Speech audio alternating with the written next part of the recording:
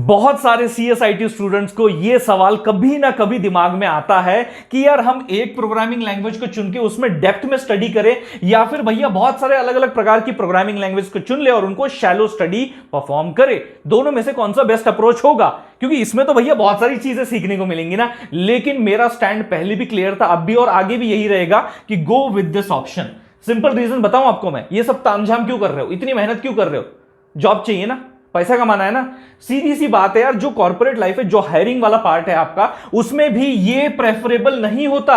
They don't want कि भैया आपको बहुत सारी प्रोग्रामिंग लैंग्वेजेस के बारे में जानकारी होनी चाहिए। आपको पाइथन भी पता होना चाहिए, सी भी होना चाहिए, सी प्लस प्लस भी होना चाहिए, जावा भी होना चाहिए, सी हैश भी होना चाहिए, स्काला भी होना चाहिए, आर भी होना चाहिए। इतनी सारी प्रोग्रामिंग लैंग्वेज का अगर आपको ज्ञान होगा तब जाके आपको नौकरी मिलेगी। ऐसा नहीं होता। This is not the real life scenario. Real life scenario क्या है मैं आपको बताता हूं।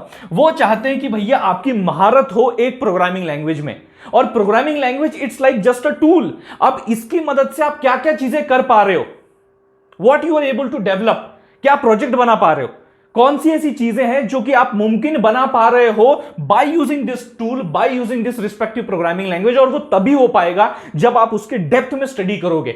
ऊपर ऊपर से पढ़ने से, बहुत सारे अलग अलग प्रकार की प्रोग्रामिंग लैंग्वेज से कोई फायदा नहीं होने वाला है। जॉब नहीं लगने वाली है। जॉब इसी सिनारियो में लगेगी। और दूसरा बेनिफिट आपको बता देता हूं, अगर मान लीजिए आपने एक प्रोग्रामिंग लैंग्वेज को डेप्थ में पढ़ लिया, 100% अपना पूरा लगा दिया, उसके बाद जब आप दूसरी let's say programming language explore करने जाएंगे, सीखने जाएंगे, उस वक्त आपको केवल शुरुआत के 100% का 40% ही एफर्ट लगाना पड़ेगा।